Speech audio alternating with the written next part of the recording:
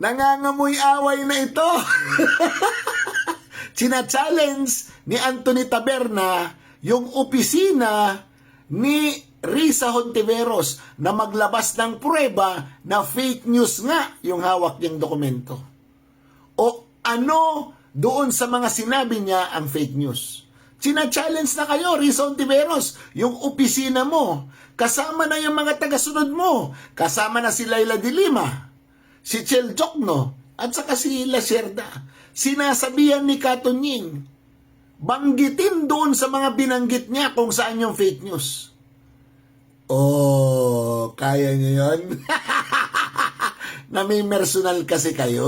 Oh, pinalagan kayo, wala kayong masabi kung hindi manira na lang ng pagkatao ni Anthony Taberna. Wala na kasi kayong magawa eh.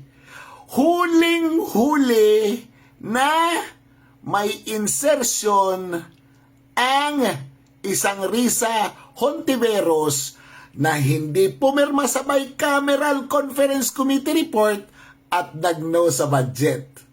Pero meron siyang insertion na napakalaki, 3 billion at 750 million doon ay flood control project na sa palagay namin na-implement na eh.